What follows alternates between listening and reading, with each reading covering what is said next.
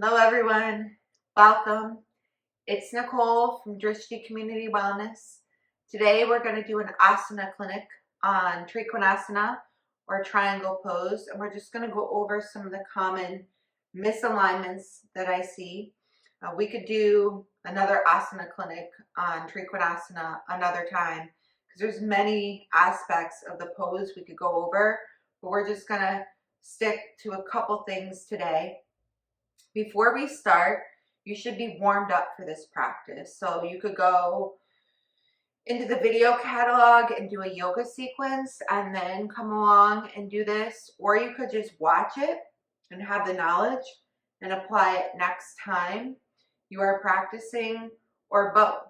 Watch it now and then do this sequence or this clinic after you've warmed up another time. So let's get started. For this pose, we want blocks. Blocks are just one of the best props ever. I mean, blocks, blanket, strap, those are like sort of essential props in my opinion. But a block is always going to raise you up from the floor and put you in proper alignment most of the time. Correct a lot of misalignments. When Iyengar started teaching yoga to Westerners, he noticed that a lot of practitioners were practicing out of alignment. So he kind of came up with the props in Iyengar-based yoga, alignment-based yoga. You're going to see props a lot. And that's why, when you're practicing more vinyasa style, sometimes it takes longer to grab a prop, so they kind of forego. But it shouldn't be at the expense of doing a pose misaligned, because in the end, that's not really going to be good for you. So let's start standing. Have your prop available, your blocks. You might even need two, but at least one. So for Trikonasana, it's a pose where the back leg, in this instance, my right leg, is behind the left foot. There's not hip distance between the feet, so that's number one. No hip distance between the feet. It's something I see. You want, when you look down, to be able to draw a line from the front heel to the back heel. Now the back foot isn't shaped just like the front foot. It's at a 45-degree angle, always from inner to outer. That's a principle. Once you get it, it always is that way. Because if you just focus on inner, you drop down on the inside edge of your foot, and your heel or your thigh would face inward. So when you go from the inner to the outer, you open up. Now also keep in mind, I am pretty pregnant here. So some of the poses I'm making adjustments for. The stance might not be as long, but I can still do the pose. So right foot is behind left foot. The front foot, you want the toes to lift up. So none of that clenching the toes and then you get that kind of scoop in the middle of the foot. You want the big toe mound especially to be planted. Energy, feeling, should be coming from the front foot up into the hip crease. So you have this like nice sharp hip crease. So when you go to fold in Trikonasana, think about the energy coming up, up, up in this hip crease. The left hand, in this case, the front arm comes down. If you have really tight hamstrings, you could keep your knee bent. But otherwise, try to straighten out the leg and really think about getting as much of that thigh up into the crease as you can. Now, secondly, or thirdly, or fourthly, whatever tip I'm on here, the right hip, when you first go down, may feel like it's rotating inward. Place your hand right on that hip and try to open it upward. That's important. You don't want to be rotated down towards the mat. And the right arm goes up to sky, hand over shoulder.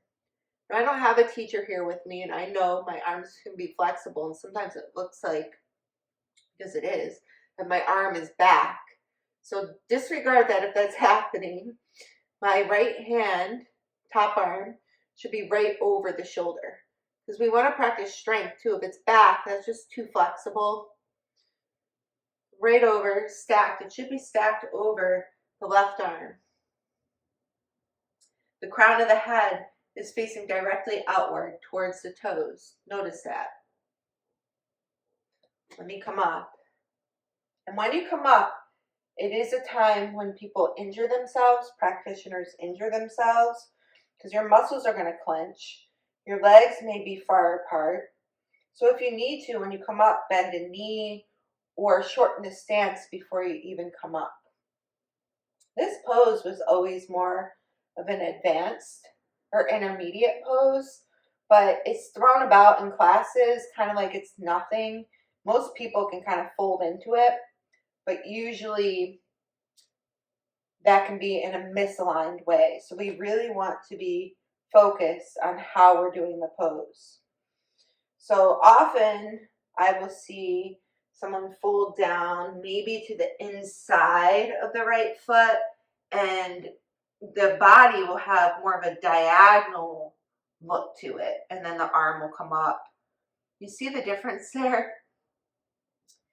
You want from your right hip, and it could be the left hip, it's just the back leg, you want a straight line from that hip to the spine, out the crown of the head.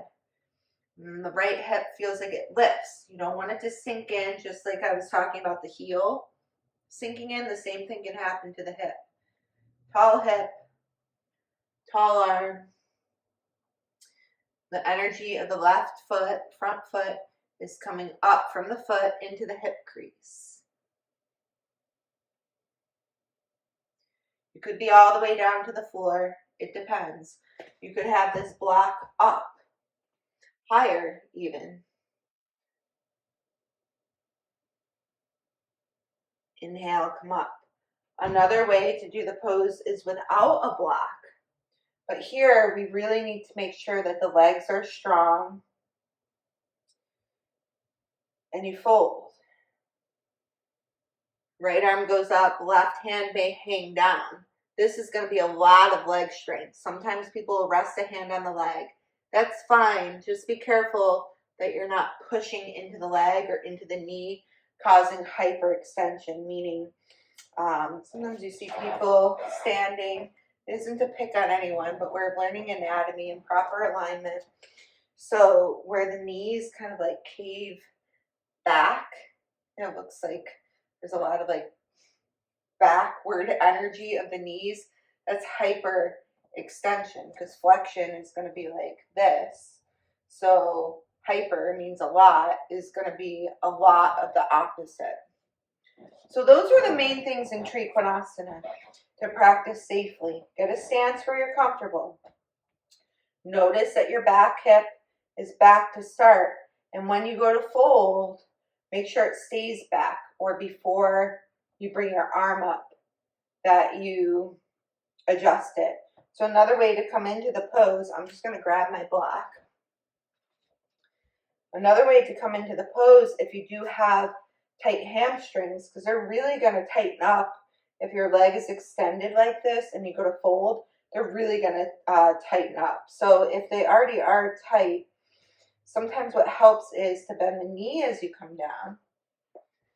Then you may be able to straighten your leg. Maybe not, but that's another option. Bend the knee as you go down, then lengthen. And over time, maybe you can go down with a straight leg.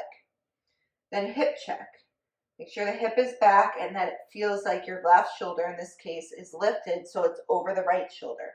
You don't want to be facing downward. There's part of the triangle energy. Maybe you stay right here. That's fine. In class, if you're in a class and you're practicing, go alignment first. If you start trying just to do the finality of a pose, just to do the pose, and you're misaligned, you're missing the point. Left arm in this case comes up. Crown of head is facing towards toes, but you may be gazing to your left. Big toe mound down, right foot. Inner outer spiral back leg. Inhale, come up. That might feel also like very tight.